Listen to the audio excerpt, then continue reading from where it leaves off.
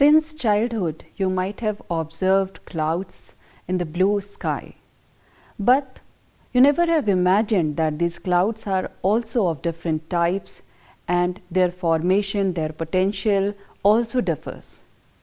As a student of geography, you should understand what are the different types, formations and potentials of different types of cloud.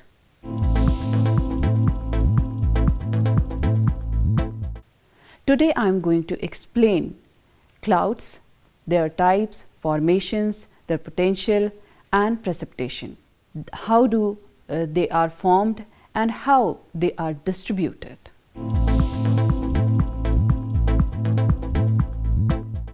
When it comes to defining clouds, clouds are defined as aggregate of innumerable tiny droplets, ice particles or mixture of both in the air, generally above the ground surface. In other words, a cloud is a hydrometer consisting of minute particles of liquid water or ice or of both suspended in the atmosphere and usually not touching the ground. It may also include larger particles of liquid water or ice, as well as non-aqueous liquid or solid particles such as those present in fumes, smoke or dust. Clouds are made up of condensed water, droplets, ice particles or a mixture of both, as I explained earlier, suspended in air.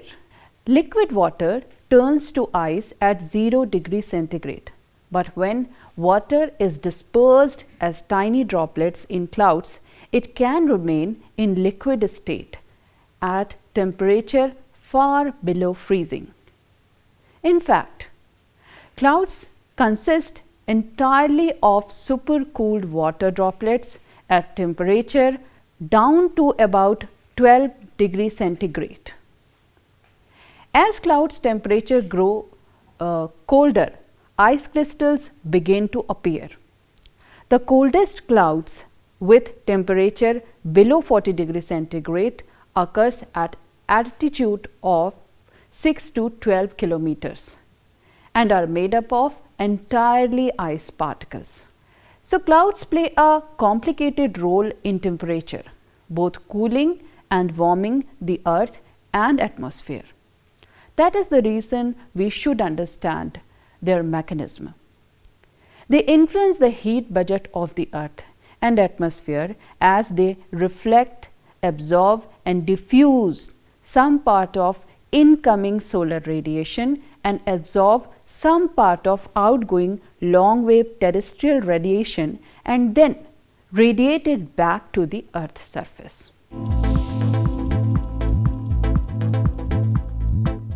Now I shall explain you the cloud formation. Cloud particles grow around a tiny center of solid matter. This dust speck of a matter called a condensation nucleus typically has a diameter between 0.1 and 1 micrometer. The surface of sea is an important source of condensation nuclei. Droplets of spray from the crest of the waves are carried upward by turbulent. Nuclei are also thrown into the atmosphere from polluted air over cities where particulate matter and soot aid condensation and the formation of clouds and fog, thereby increasing rate of precipitation.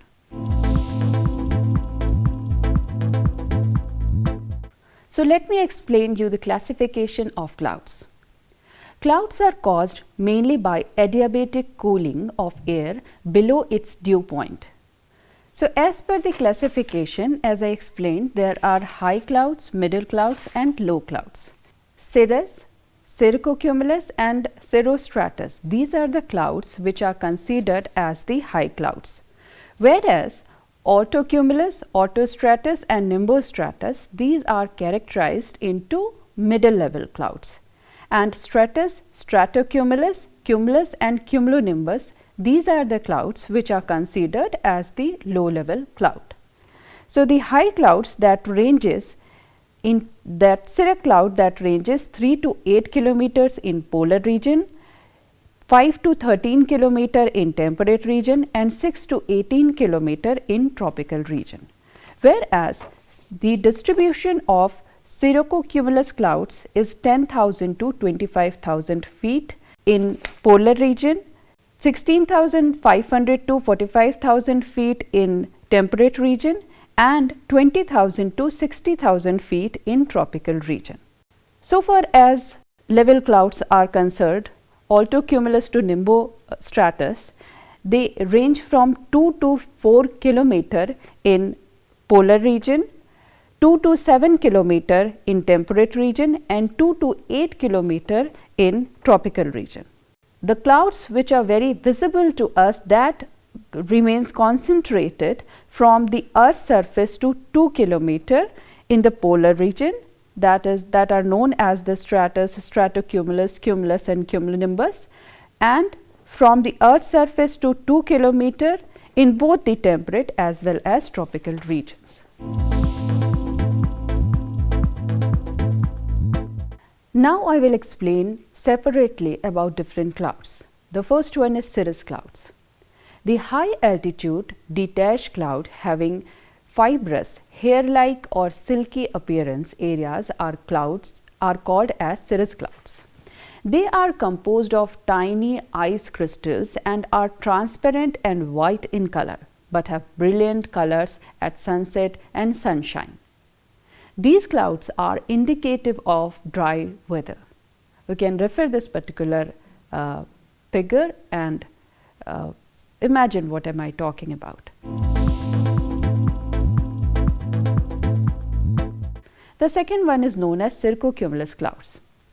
Thin white patch, sheet or layer of clouds without shading, composed of very small elements in form of grains, ripples, etc., merged or separate and more or less regularly arranged. Most of the elements have an apparent width of less than 1 degree centigrade. So these type of clouds are known as cirrocumulus. Cirrostratus clouds. These clouds are generally white in color and spread in the sky like milky thin sheet. In fact, cirrostratus is a thin white veil of cirrus clouds. They are composed of tiny ice crystals which refract the lights of the sun and moon, and thus halos are formed around them. They are so transparent that the sun and the moon are visible through them.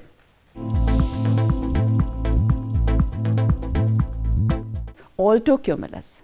These are white or grey or both white and grey patch sheet of layers of clouds, generally with shading, composed of laminae, rounded masses, rolls, etc., which are sometimes partly fibrous or diffuse and which may or may not be merged. Most of the regularly arranged small elements usually have an apparent width between 1 degree and 5 degree. When they become thick sheet, the sun and the moon are obscured and they appear as bright spots behind the clouds. They do not form halos around the sun and the moon. They cover the sky partly or totally, or are smoothly distributed over the entire sky. They yield widespread continued precipitation either in form of drizzles or snow. So these type of clouds you may see in the sky.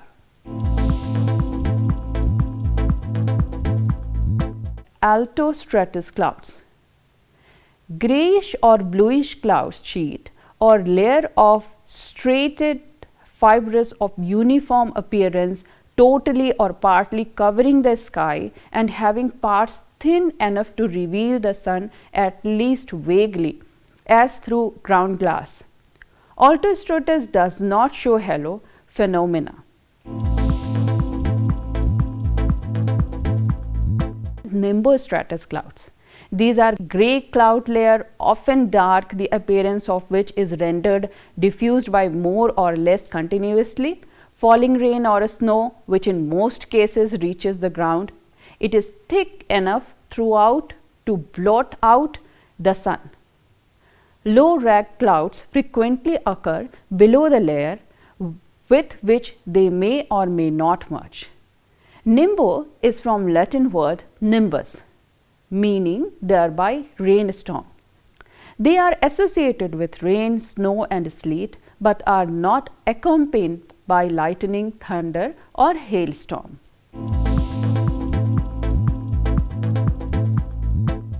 Another type is known as stratocumulus. Grey or whitish or both grey and whitish patch sheets or layers of clouds that almost always has dark parts composed of tessellations, rounded masses, rolls, etc., which are non-fibrous and which may or may not be merged. Most of the regularly arranged small elements have an apparent width of more than 5 degrees. They are composed of globular masses or rolls which are generally associated with fair or clear weather, but occasional rain or snow is not ruled out.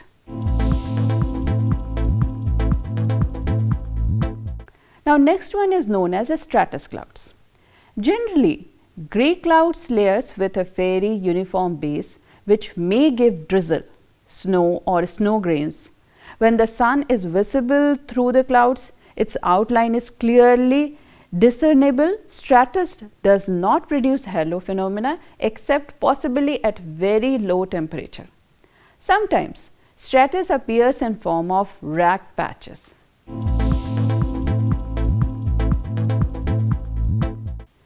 Another form of clouds are known as cumulus clouds. Detached clouds, generally dense and with sharp outlines, developing vertically in form of rising mounds, domes or towers, of which the bulging part often resembles a cauliflower. You may observe that the sunlight parts of these clouds are mostly brilliant white. Their base is relatively dark and nearly horizontal sometimes. So cumulus is ragged. They are very dense and dome shaped and have flat base. They are wool-pack clouds, masses, and are associated with fair weather, but sometimes they become thunder clouds. Cumulonimbus clouds. Heavy and dense clouds with a considerable vertical extent in the form of mountain or huge tower. At least part of its upper portion is usually smooth or fibrous or straight and nearly always flattened. This part often spreads out in the shape of an vast plum. Under the base of this cloud, which is often very dark, there are frequently low, ragged clouds either merged with it or not, precipitation sometime in the form of virga. They show great vertical development and produce heavy rains, snow or hailstorm accompanied by lightning, thunder and gusty winds. Now after explaining different types of cloud, I will explain you precipitation, different process of precipitation. The process of continuous condensation in free air helps the condensed particles to grow in size. When the resistance of air falls to hold them against the force of gravity, they fall onto the earth's surface. So after the condensation of water vapor, the release of moisture is known as precipitation. This may take place in liquid or solid form. Precipitation in form of drops of water is called rainfall when the drop size is more than 5 millimeter. It is called viraj when raindrops evaporates before reaching the earth while passing through dry air. Now you might be thinking, what are drizzle? Drizzle is light rainfall with drop size being less than 0.5 millimeter, and when evaporation occurs before reaching the ground, it is referred to as When the temperature is lower than 0 degree centigrade, precipitation takes place in form of fine flakes of snow and it is called as a snowfall. The next explanation is of moisture. Moisture is released in form of hexagonal crystals. These crystals form flakes of snow. Besides rain and snow, other forms of precipitation are sleet and hail. More about hail while studying thunderstorm. So, through the latter are limited in occurrence and are sporadic in both time and space. Sleet is frozen raindrop and refrost melted snow water. When a layer of air with temperature above freezing point overlies a sub-freezing layer near the ground, precipitation takes place in the form of sleet. Now, next which you should understand is raindrops which leave the warmer air encounter the colder air below. As a result, they solidify and reach the ground as small pellets of ice not bigger than raindrops from which they are formed. Sometimes drops of rain are being released by clouds, become solidified into small rounded solid pieces of ice and which reach the surface of the earth are called as hailstones. These are formed by the rainwater passing through the colder layers. Hailstorms have several concentric layers of ice, one over the other. So, now you may understand the differences among rainfall, virage, drizzles. I once again explain you rainfall drop size more than 0.5 millimeter. Virage raindrops evaporate before reaching the earth's surface. Drizzle, its light rainfall, drop size are less than 0.5 millimeter. Mist, evaporation occurs before reaching the ground, leading to foggy weather. And what is a snowfall? Fine flakes of snow fall when the temperature is less than 0 degree centigrade. Now, what is difference between snowfall and sleet? Frozen raindrops and refrozen melted snow. These are mixture of snow and rain or merely partially melted snow. What are hail? Precipitation in the form of hard rounded pellets is known as hail. These ranges from 5 millimeter and 50 millimeter. Now, I will explain you different types of rainfall. The classification of rainfall has been done on the origin of rainfall, or I can say on the source of rainfall. So, on the basis of origin of rainfall, the rainfall can be classified into three main types. The first one is known as convectional rainfall. Second is orographic or relief. It is basically related to the mountainous area, and the cyclonic or frontal rainfall.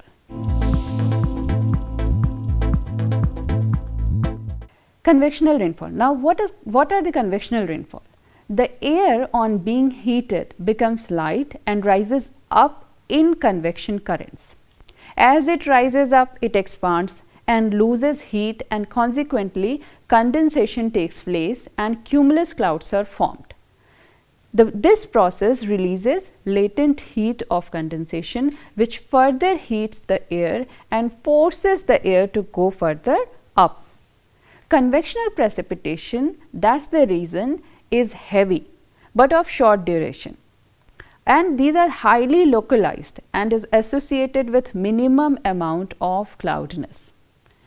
So, if heat is concerned, where will it be associated? It is generally associated during summer and is common over the equatorial doldrum in the Congo basin, the Amazon basin and the island of Southeast Asia. The convectional rainfall, as I explained, you can see that how the air, when it warms, it is going up and then it is releasing the heat, and the latent heat of condensation that is taking place, it is forming the clouds and then it is coming down in form of the precipitation, And as I said, that basically it is related during the summer and equatorial region. Why equatorial region? Because equatorial regions are high and the amount of heat released by the equatorial region is higher compared to the other regions.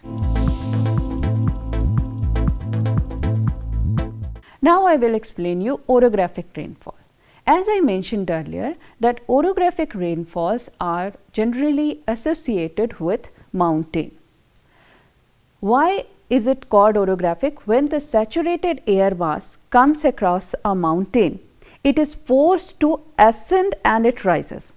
It expands because of fall in pressure. You may be aware that temperature and pressure are inversely proportional. So when the temperature falls, the moisture is condensed. This type of precipitation occurs when warm, humid air strikes an orographic barrier, a mountain range, head on. Because of the initial momentum, the air is forced to rise. As the moisture-laden air gains height, condensation sets in and soon saturation is reached. The surplus moisture falls down as orographic precipitation along the windward slope. You must understand that the air, as I was explaining, the warm air, this warm air rises on the windward side, and this air, as this slope as I explained, receives less rainfall, and the leeward slopes that receives the greater rainfalls.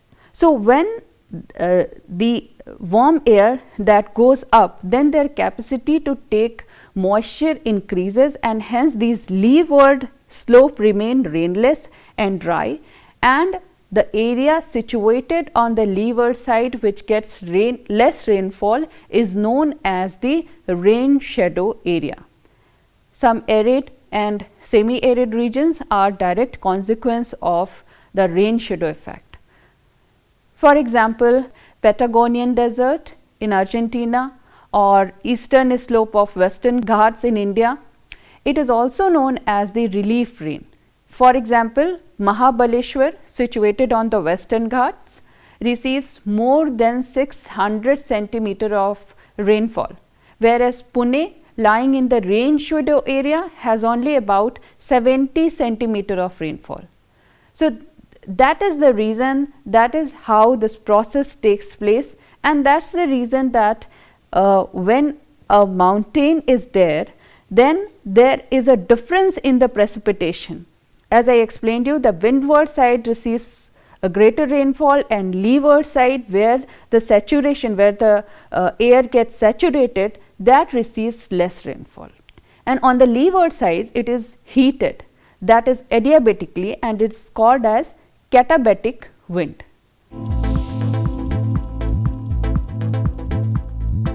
Frontal precipitation. When two air masses with different temperature meets, turbulent conditions are produced. Along the front, convection occurs and causes precipitation. We studied this in fronts, as I mentioned earlier also. For instance, in northwest Europe, cold continental air and warm oceanic air converge to produce heavy rainfall in adjacent areas. So, front, frontogeneous, stationary front, cloud front, warm front, occulted fronts, all are related to this particular mechanism.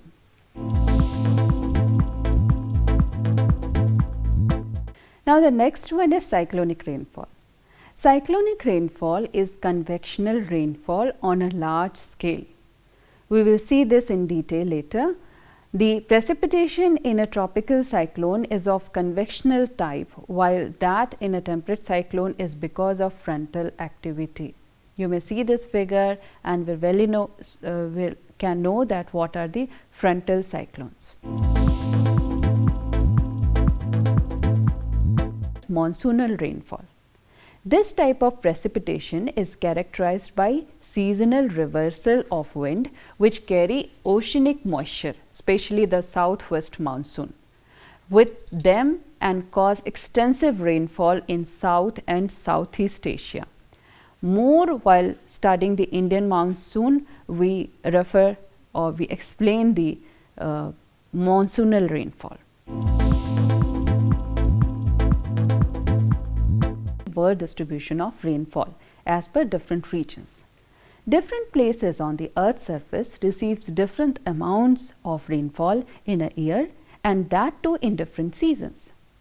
In general, as we proceed from the equatorial toward the poles, rainfall goes on decreasing steadily.